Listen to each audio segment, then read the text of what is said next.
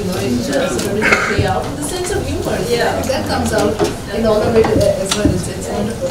I'll pass on to you, Sharmeen, to hear your thoughts. You were his contemporary. Okay, yeah, well, I got to know us, I mean, we were family friends and we had heard of each other and we would meet each other in passing, but we had our own set of friends. It was really in the last 3 or 4 years of his life that we became close, we did studio visits, and I met him at the time. He was actually, Asim was a very complex person, so he had this very academic side, he had this very activist side, but on the other hand, he was actually starting to cross over.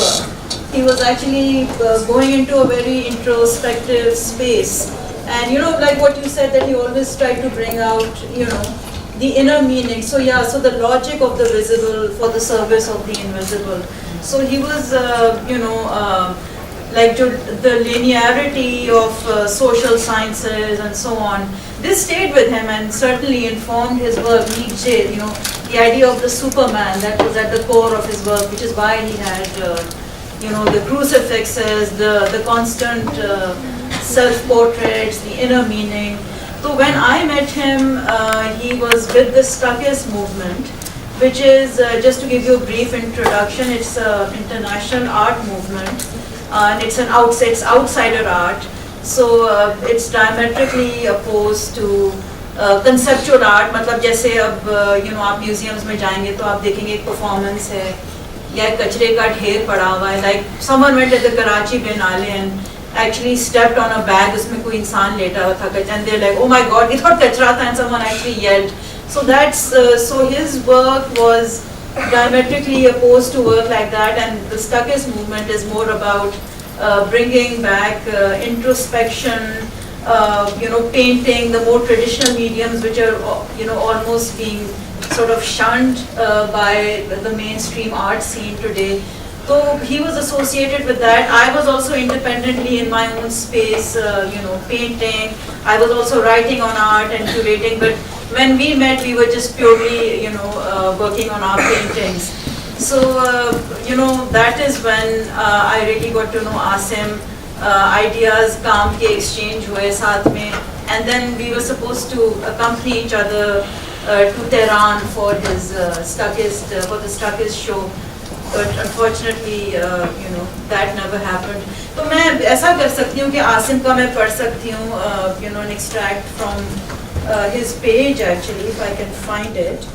From one of his write-ups, because he stopped writing also. Eventually he said that again it's it's a very left brain kind of an activity, and I'm focusing more on right brain kind of. So what he had to say about again बिल्कुल ये कि एक दिन वो, लेकिन उसमें भी बीच में ये होता था कि नहीं वो रात को चले गए जाके मालूम हुआ कहीं पेंट कर दिया तो वो मुझे पुलिस वाले पता नहीं एक दफा भैंस कॉलोनी में घूम गए जाके, तो ये भी चलता रहता. So there was always the push, there was always that pull back towards that side, and then he would say नहीं मैं तो वो सब छोड़ दिया, and then he would be back in the studio. So but this is what he wrote about contemporary art. इन्होंने अली काजिम के काम पे रिव्यू लिखा था. If only this, yeah, it was ठीक है. So over the last 25 years, more like a decade in Pakistan, Dadaism and its contemporary incarnation of conceptual art has come to dominate the establishment endorsed avant-garde, as its practitioners have sought ever more inventive ways of making visual statements that shock or titillate their audiences. Formal concerns in traditional media have been sidelined in favor of video, ready-made objects, and materials spawned by new technologies. However, what began with Europe rumbling its way into World War I as a movement to stretch the boundaries of art, to expose its fallacies and demystify its myths, has exhausted its own limits, turned awry, sterile even, losing its counter-canonical sting in its ascendance to hegemony. As conceptual art has come to enjoy institutional support of museums, galleries, art schools, as well as the financial backing of patrons such as Charles Saatchi, it has also given precedence to cold cunning, leaving art devoid of soul and skill. So I mean, skill almost, you know, in the current landscape is like a 4-letter word के अच्छा जी skill है तो आप तो फिर बेकार artist हैं जब तक आप आप खड़े होके कचरे के ढेर में आप थूकेंगे नहीं या वो नहीं करेंगे तो आप आर्टिस्ट नहीं हैं. So you know, it would have been interesting Asim का to see के how वो activism वाला अपना part और इसको, you know, he was crossing over and वो कैसे वो evolve होता, but unfortunately, you know, it was cut short and never kind of. But what we have left here is this body of work. मतलब I can tell you कि in such a short span, I think his painting career was must have been even less than 10 years, and you know, not even. And when we curated, you know, I mean, I was in charge of hanging up the work at the Mohammad show. I can tell you that there were so many paintings that I had to just take out of the show just to put up his very best, and you know, my co-curators would be like, "Kya, wo bhi hata diya? What did you do?" I said, "You know, we have to present his best. We can't stack it all up. The show will not look good." So, how he managed to create such a body of work is just, it's remarkable. I mean, I don't even know how he did it. You know, on a skilled work, and this is not just splashes of paint or, you know, where you dip your feet and paint and run all over a canvas and call it a painting. The detailed works, and I can tell you thousands and thousands. I mean, itne kaam the ke bas wo, you know, it was, you know how daunting it was. And every day I'd have to take work out and say, nahi ye bhi nahi ja sakta, iske jagah ye aayega. So incredible, you know, a really good friend, very sincere, someone you could talk to. जो बोलना होता था वो बोलता था, अपने आप को सेंसर नहीं करता था. Yeah, just amazing, you know, and very very loyal, like, you know, the type you could just call in the middle of the night and, you know, वो आ जाता. और इतनी self knowledge, and that's another thing I would say about, you know, activism के it wasn't, you know, like with a lot of activists, a lot of it is projection. So there's a lot of anger कि अच्छा अपना कोई problem हुई तो वो जाके, you know, सड़कों पे जा. So it was he was very very self-aware. बहुत उसमें self-knowledge थी. You know, even with his sessions, with his therapist or whatever, इतना उसे पता था, उनसे ज़्यादा पता. कहता था ये तो गधा है therapist, ये पता नहीं क्या बोलता है यार मैं इसको, you know. So that kind of self-knowledge is what he brought into his activism, which made it meaningful. Otherwise, there's a lot of activists आप देखेंगे. I mean, in its extreme form, you know, I was just telling my cousin today that there was the SCUM, I guess you call it the scum movement, you know, which was this separatist feminist movement that basically believed that you should just eliminate men, just मार दो सबको. And one of them actually shot Andy Warhol. So that at its extreme, you know, ये भी हो सकता है. So the self-awareness that he got into activism is what gave it its power, gave it its, you know, meaning, and, you know, communicated with people. So yeah. मतलब जितना भी बोलें आसिम के बारे में कम है, you know, it can take yeah. An intoxicating overlap between, yes, the intellectual and the talented artist, yeah, and the compassionate person, like, you know, 100% genuine article, nothing fake about that person at all. I'm wondering, I mean, so we've got such a lovely full audience, and you know, I would like to invite sort of comments, questions, or you know, any views. You've seen his art, you've shared his art. Any thoughts from the audience at all? Yeah, I was just wondering how you can posit rebellion with being an angel, because angels are supposed to be submissive, and it is the concept of Iblis which is the rebel. So what would Asim think about this pairing? Isn't there a contradiction between rebellion and being an angel? So I was just trying to figure that out, because I mean, when I read about this event, I mean, I was actually quite distressed, because I mean, he seems to be my contemporary, and I thought, why didn't I know about this guy when I was alive? And I mean, I've been coming to Lums off and on for the last 10-15 years. So, you know, and why did he pass away too soon? And of course, our society is filled with such talented people who just give themselves up, you know. So, and also because you mentioned the therapist, so I mean, I'm also picked, I mean, what actually led to him committing suicide, because I mean, such a creative person, it takes a lot of courage for him to go away like this, and he was certainly not the last, unfortunately. And I mean, it's become a social question, isn't it? I mean, there are people, other people, most of them are poets, you know, people like Manto, Majaz, and so many. So that it just doesn't become a question about Asim. It becomes a whole social question. Why do people pass away? People who are so creative and full of potential angst, you know, and you know. So yeah, just these two. Maybe I'll respond to that first. You know, I was a teacher at the time when Asim was at school here, and I was lucky enough to have encountered him in the classes and so on. To answer your question, I think Asim's entire nature was to submit himself and open himself to learning, acquiring knowledge, and that was what Asim is about. And therefore, it's not unusual for someone who doesn't debase himself but submits him. No, I don't want this. Oh God. Okay, I thought it was just a conversation. Anyway, I'll try and speak louder. It's only people who are humble enough to accept that they don't know anything, who will rebel and try and seek something new. And Asim was always the kind of person who would push the boundaries and try and open up doors. And I think, I mean, his paintings are remarkable. They remind me of Hopper and Francis Bacon, and he's doing all kinds of extraordinary work here. I think, and the idea that, you know, he talks about personal relationships. There's just so much going on in what you see in the depictions. And as somebody who's taught literature for so many years, I too have turned to painting, but I do portrait painting purely. I'm self-taught and I enjoy doing it because you escape words and you acquire a medium which allows you to represent something that is inside you. And if you're too full of ideas, words are limited, numbers are limited, words are limited. So where do you turn to?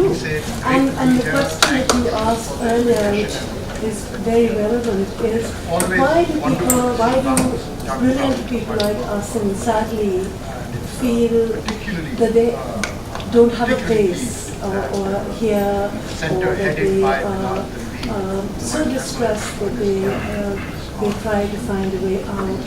I think it's the loneliness. If you have a conversation, and paintings themselves are conversations with an audience, and I think I would like to suggest that you should have a little museum, and you should house paintings that are made by created by Asim, because that's a conversation you want to keep having. You come back to it and you get so much more out of it, and so that's it. I'm not sure about the origins of the term rebel. I think Lisa would be right person to answer this question. Go ahead. I mean, the irony is deliberate. It's supposed that the angelic nature was the earnestness, relentless giving of himself, unedited giving of himself. But only an honest person can do that, who is deeply sincere, brutally honest. I mean, that was what was remarkable about him. Sorry. But you see, this is at the heart of Asim. This polarity is at the heart of Asim. Yeah, the dichotomy. Yeah. That's what made him a person, and that's what made him such a great artist. When you have this thing within you, and you're able to bring it together, all his paintings were exactly like that. You see, and this difference that you're able to bring together, and he didn't need to resolve it. He doesn't feel the need to resolve it, and that's fine. You see the darkness and the light in every painting? It's there and it was within him. And also, Puram, you said that the painting with the sacrifice was horrific. It's horrific because he puts the lamb at the center of the piece, and it's through the lamb that you're seeing everything enacted in front of you. And that's what kind of creates the kind of empathy that he is, and then coming back to that sense of rebellion and that sense of the violence that is around him, and he's talking about it all the time. It's a dialogue that keeps growing. He gave me a painting initially, and that was of Antichrist. So the emaciated figure that you see next to the car, and the body of the car, the corpus is huge, and against that you see the waistline and the ribs and so on. That's a clear sense of going back to the Christ image, and again, our sense of, as Muslims, dividing ourselves. Hum Musalman hai, to Christ belongs to Christianity, and so on and so forth. He is uniting the two worlds and bring them, as was in fact part of our history of living together with different ideas and different thoughts and different religions. So he's doing all of that.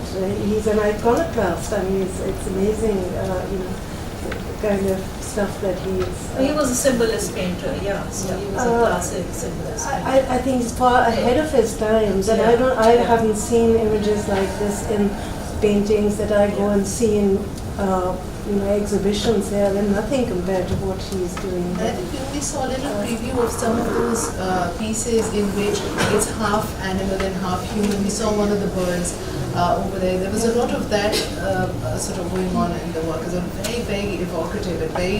It was painting that disturbs you very deliberately. It's not a comfortable place. That it leaves you. And I want to speak a little bit about the angel part also. Knowing him, personally, Asim was really, a very pure soul. Even at a time when, I remember instances of this sort, that, he never had a lot of money. Obviously, he was always in a state of either being a student or in a state of being an artist. There was not a commercial bone in his body at all. And even in a time when he would have very little money, if he saw somebody else in need, he would hand over whatever it was that he had. There was that really the pure spirit in him. Really, I think that part of it is when I said in the beginning of introducing how I know Asim. As I said, I knew him from before he was an artist. At that time, it was pure angel. I'll give you another little. I'll share another little anecdote. At the time when I was teaching at LUMS, Asim Butt was the dean, and in an earlier conversation with me when he told me what I could teach in my literature course, he said, but you must not teach D.H. Lawrence's Women in Love, Sons and Lovers.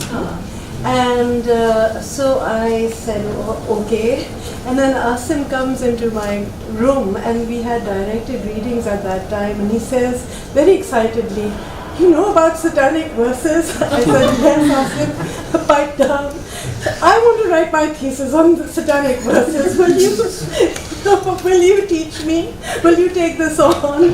So I said, Asim, we don't want to be beheaded, and therefore, I'll take it on if you're quiet about it, and you don't tell anyone else, so it doesn't get to the scene that we're writing a thesis on satanic verses. So, he was hungry for knowledge, and I think one of the short stories he wrote for me was so beautiful. I think it was comparable to anything Salman Rushdie would have written himself. I mean, his style was, I left my books here with someone, a colleague of mine, and she lost my papers, and I had my story and his drawing there, and I've lost it regrettably. But it was, if he had lived today, he would have been an amazing talent and somebody who would have done us proud again and again and again. And I can't stress enough the need to support people who have different ideas, who think differently. Why can't we have them living with us in fact?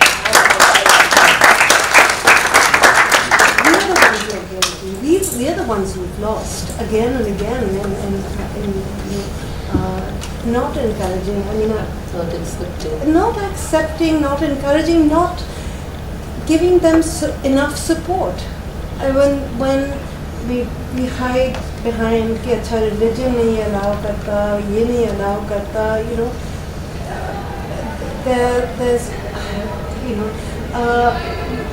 we need to stick our necks out and you know, to say that if somebody's being real, we need to support them through thick and thin. That's right. And that it should never happen again. That it should never happen again, not because someone feels that they don't have a true real support. Absolutely. I think a very important learning point for Lums as well. That you know the kind of threats I told you about that he encountered, and he was in fact beaten up, and you know what needed fixing was obviously not his views. It was a level of tolerance, and again, you know, for it to be a safe space for everyone to express their views. And if you don't agree with them, then that's all right. You don't have to agree. It doesn't have to be. And you can learn from them. Absolutely. I mean, you can learn from them. You can question someone's views, but you don't have to beat them up. Absolutely. And you know how many beatings he must have received metaphorically and otherwise, living in our culture, and how I suppose, I mean, I feel that you need to give people room to breathe and to blossom and bring out the best in them. Yeah, the metaphorical beatings were definitely worse than the physical ones. Yeah.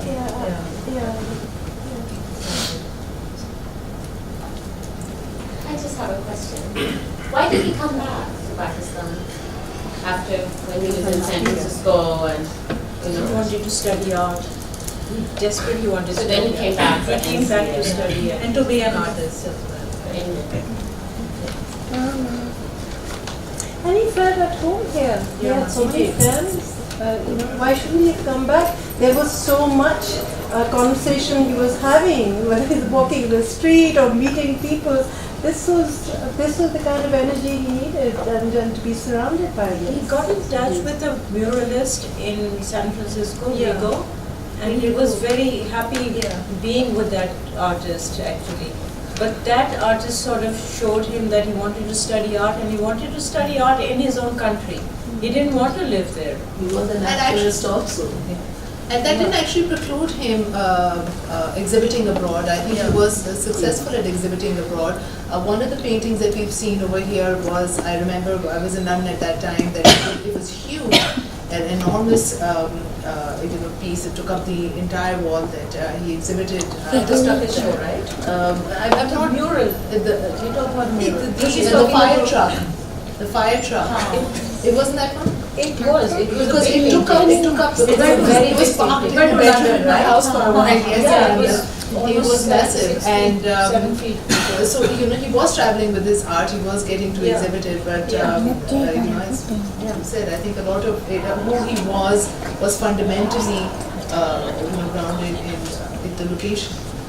Yeah, but the fire truck is very evocative in a sense. I mean, it's like you need an entire fire truck put out the fire, and he's lying under. He's got this man lying under the truck, and everything is done to subdue him, and he's still the thing that's most alive, right? Wow, that's a beautiful. I think. I mean, the images. I can wax lyrical on this. I mean, it's just so powerful and amazing. And we should never have lost him. I think Yunus is trying to get some sort of a permit. All of his work is now sold, but to have some sort of a permanent exhibition of that. Yeah, I had a more kind of art history related question. Maybe Ms. Rizvi, you could answer that because I really enjoyed your presentation. You know, some of the things that someone like Salman Toor, thanks to kind of commercial channels and an international market, has made really big are actually all in Asim's work, it seems. So the Mashallah sign that's on the gap, Salmanpur has made it an icon, and with the Phase 5 homes, the body, obviously he's, the masculine body has been taken to all kinds of places by him, but really everything that's in Salman's work and that's become kind of the symbol of this new Pakistani art is actually in Asim's work. Absolutely. And remains clearly completely unrecognized, and I don't know, and again this is, I'm sure you will be able to answer this better, has there been an acknowledgement perhaps, or even a writing of Asim Butt's work as really, I think, seminal to this generation of 21st century artists, who are exhibiting at Icon or, are in New York and are selling at all kinds of, That's very interesting that you've seen that similarity with Salmanpur's work. Yeah. That's really, really interesting. Because did you imagine that this Asim was doing this 9 years ago? That's my point. I mean, that's Right, amazing, yeah. isn't it? Yeah. And the same idea of how social, society was, and depicting social issues. Yeah. Not even issues. Salman is doing the same thing now. Exactly. And doing it maybe slightly differently, Differently, but a little bit of the representation of what society is now. Can I say that plagiarism is rampant in Pakistan? No, I absolutely And know. I just want to make a point that it is rampant. Asim also definitely, we had this problem Yes. as well about not letting people into our studios because people actually come, they copy ideas and then they pass it off as theirs. So it's actually a serious problem. And in fact, you'll see it in a lot of the work, a lot of the so-called artists who made it really big. They've actually directly copied ideas from other artists, and it's happening on a daily basis. But I'll tell you, Asim was much darker. Yeah, obviously. Yeah, of course, absolutely. works like That much was- darker. It's a shadow of his work, Yeah, but And Salman does it in a much lighter vein, and he does it with this kind of it's satire. It's very satirical what Yeah. Salman does, and he does it with this tongue-in-cheek way, And commercially, I think there is an Yeah. element of the Yeah. commercial And- that is not present in this work. That There is is true, of no, course. And Asim did it with a lot of darkness. But And I if think- you see some of the work, in fact, it's taken on almost a horrific way, because he turns his women into chickens and he turns them into ghastly figures, Yeah. you It's know. macabre, And basically. and they sort of become almost non-human in a lot of ways. So he's sort of taking his narrative into different ways, into different directions. But he was Whereas very some- interested in magical realism. for Yes, he instance, was, And therefore he was. he creates these and then images. and that in go his brain, beyond- the whole idea of the animal and the thing, and he has more empathy towards the animal than he has towards the Right. human, and all the attributes of the animal become more. He has more sympathy for the animal than he has for the human in a lot of ways, and you can see it because there's one with the camel and the crow, and it's done in a very gently, in a gentle way, and there's one with the donkey and you see all these images in here, Right. and he does it with a very gentle touch, and the ones with the humans, you should see those, they're actually vicious. So he has a slightly, his brush is a slightly more acerbic with humans than it is with animals, and Salman doesn't have that. He doesn't have any Salman of doesn't that. have that. He has this slightly, No, he doesn't have that indulgent. apocalyptic He doesn't. sense Yes, that's clear. Salman is more indulgent towards the society that Absolutely, he lives with, absolutely. but he has this. But yeah, I mean, what I'm saying is really that one person has benefited from Absolutely. this, really, right? Absolutely. And that this has gone. kind And of it's amazing that you unnoticed. saw the references and you saw the. No, but I'm really similarity. glad you saw the references. Yes. It's heartening because people just don't And seem to so see much it. Yeah, apart. because it's clear that one So person many years missed the apart, market, you saw right? that. Yeah, exactly. That he missed the market. Absolutely. And that, Imagine one person if rushed Asim in was on it. alive right now. I Yeah. mean, that's amazing. Also, artists steal all the time. Yes. And therefore it is important for them to be exposed there's a to fine line things they between can see inspiration from. and plagiarism. And, There's a and very therefore, fine line. no, I'm not talking about plagiarism, I'm talking about stealing and That's developing from inspiration, there. no? And You therefore, can get your source of inspiration from anywhere. you can, What you do with this is totally up to you. It's not normally, I mean, I teach art every day. So I know that I tell students, get inspired from anywhere. Look at people's work, look at life around you, look at anything to get. I don't say go out and plagiarize, but I do tell them to copy something to learn from, and hopefully they'll pick an old master and not some any Tom, Dick and Harry, because it just teaches faster, you know. If I take 10 years teaching them how to blend one tone into another, this will take 5 minutes to do. So there is that. It's how you teach, it's how you do. There is a lot of not teaching plagiarism in our art institutions. Okay, where is inspiration and where is you crossing the line? Honestly, you go to any art institution of ours, the kids are 90% looking at Western things on Pinterest and just redoing them. We have professional artists doing that. They don't understand the line. You know, there is a learning curve and then there is crossing a line as a professional. And they do cross it and they just say it's theirs. It's not, it's blatantly someone else's.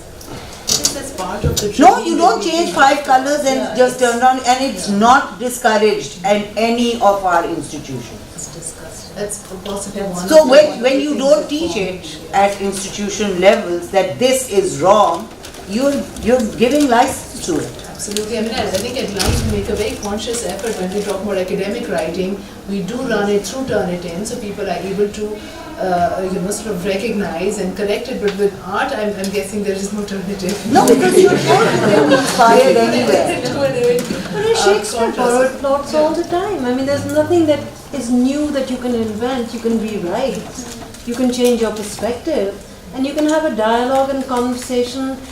Two different artists, different time periods can have a conversation. And that's what's so exciting about it. So it can be related but different. If I'm looking at something, at one painting that keeps coming back to me is the man with the car.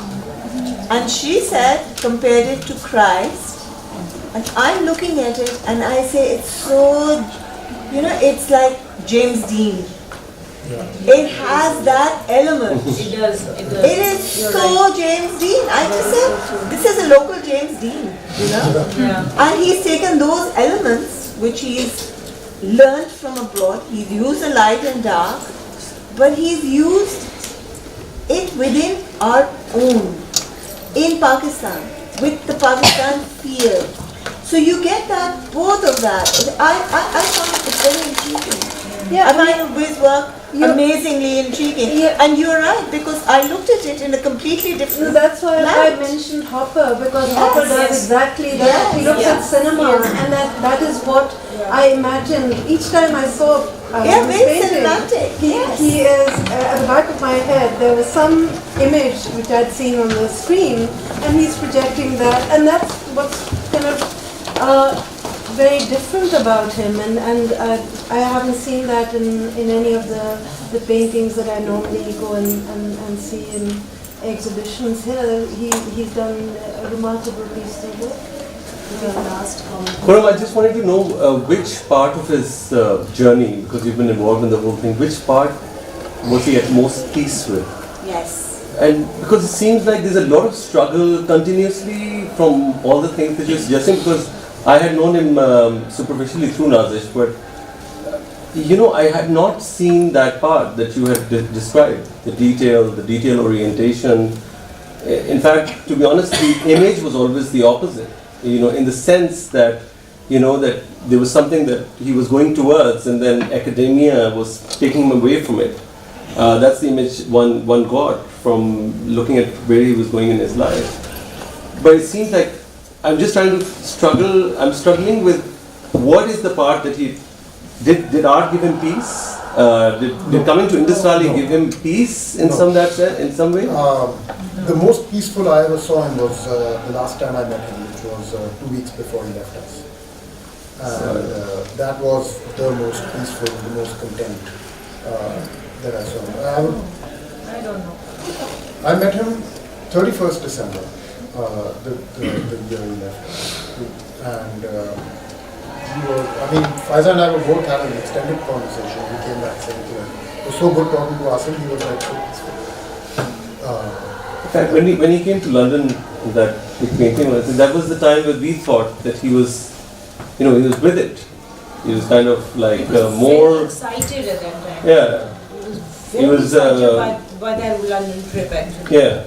Very exuberant. Yeah. Also at his solo exhibition at Zanani, he was very happy with when that happened. Again, I've never seen him so happy. It seems like when he was at the university, when he was doing work for you. Well, mechanically, it was an up and down. It was an up and down. I think there were moments. There were moments, and I think the too. down is because his art is, you've seen it, it's quite dark, it comes from also a disturbed place, it tries to disturb you also, and I think that this was a constant relationship between how he felt and how he painted and how, it was received, it was all sort of interconnected. I think for him, that's how I felt.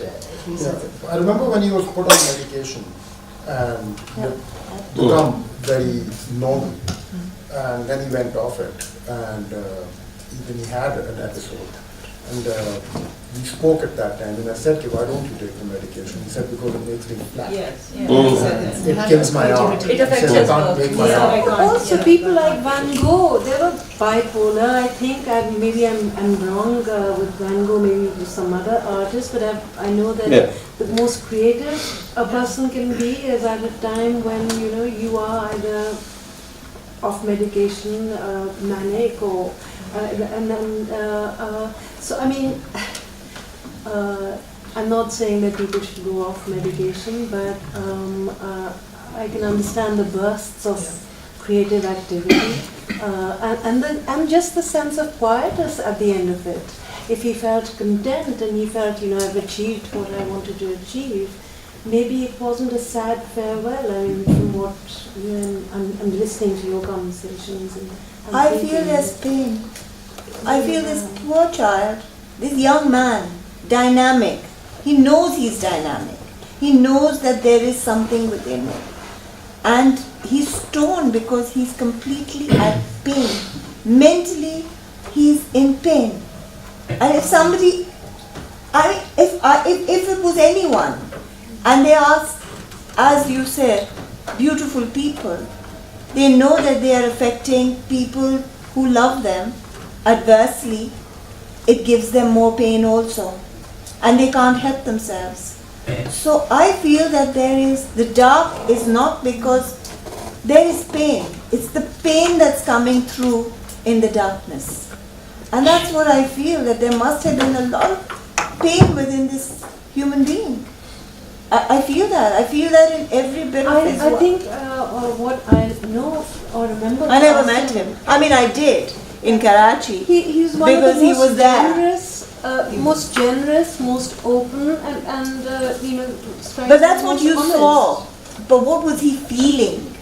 There are two people there, There is the person who everybody sees and he's open, but there must have been so much pain within him.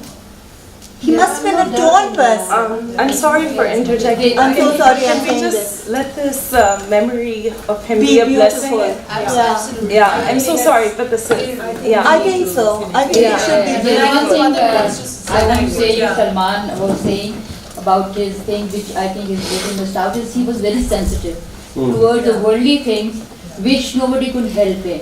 Like for him, breaking down the metropole was a crime, and he used to go at night and climb the behind those curtains जो उन्होंने लगाए थे उसके पीछे चढ़ के used to paint there, and the चौकीदार used to throw stones on him. So he was very sensitive in things we couldn't help him. Like why are they putting AC in Bhopal house? Why are they वो क्यों खराब करें? वो public property होनी चाहिए. Like Mohatta, why is Mohatta not open for the public? So more than the darkness, I think he was very sensitive to the things none of us could help him with, and he used to feel a lot about these things कि ये क्यों नहीं आम public के लिए चीज़ें खुली हुई, why can't we everybody enjoy that? And then another point which I wanted to say, he wrote in his book also, was that he knew exactly when to take his medicine and when to not to take his medicine.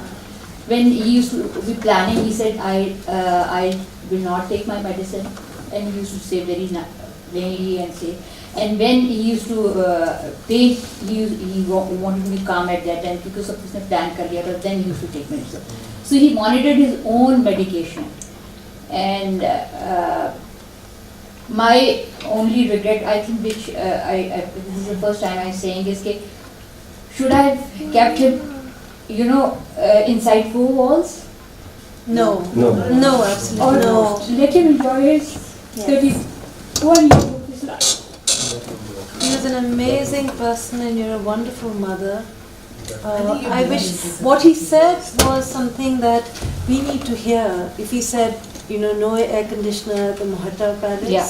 I think we as citizens and as people who are conscious of these matters, we need to be more proactive, and we need to band together. Yeah. I think that's the sad part, that we don't do that.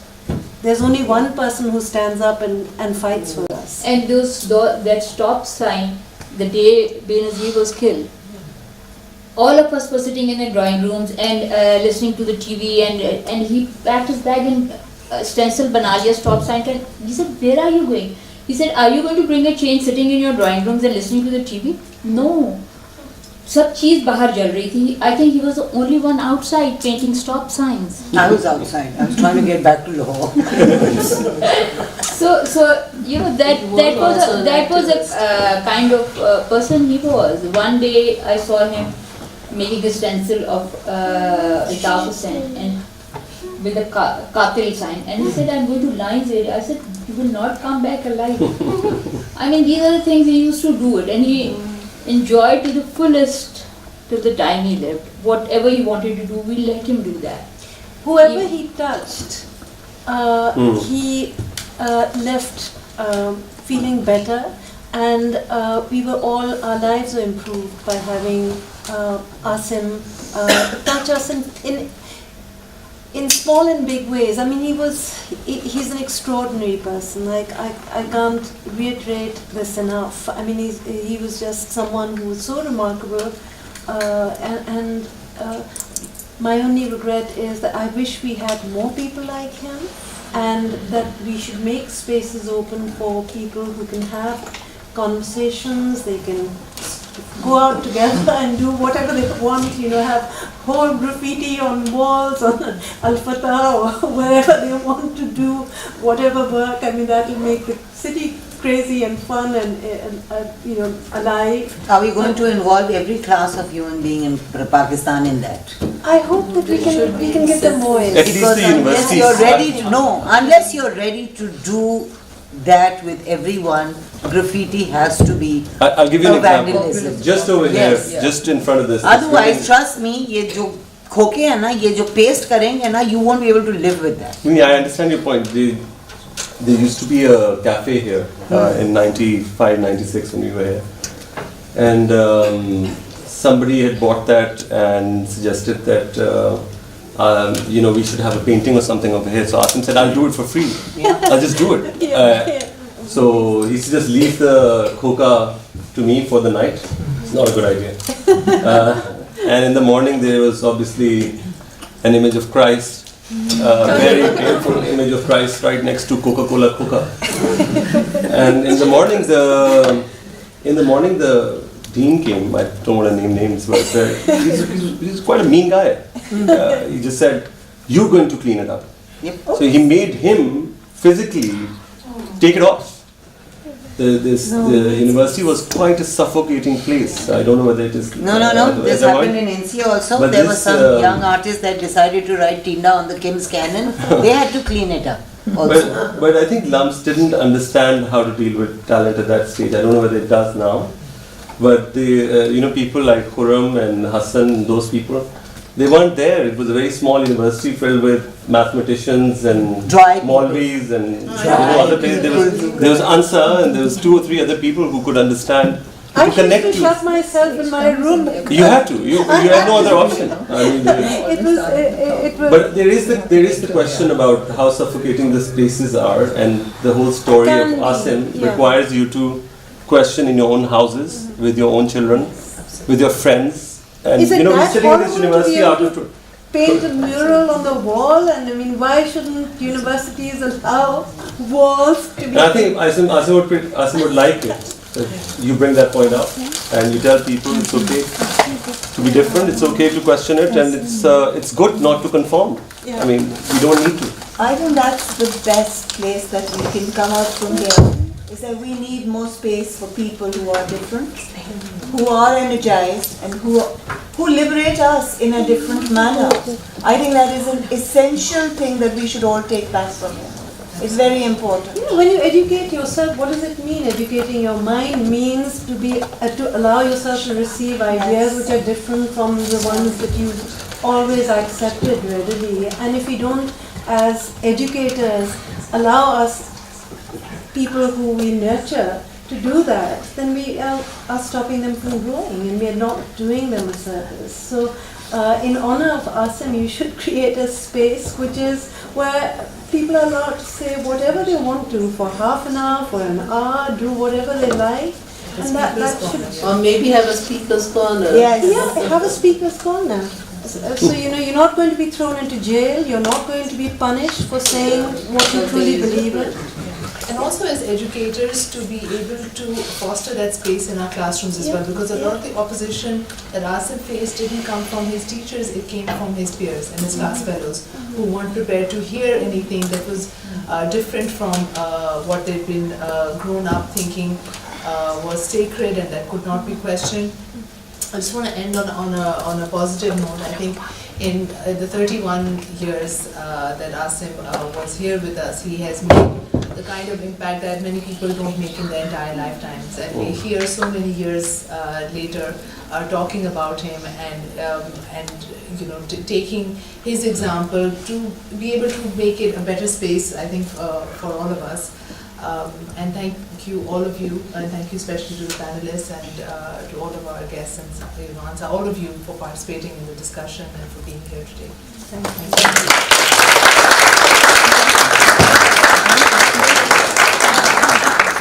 And Yunus, by the way, who discovered us entirely as a random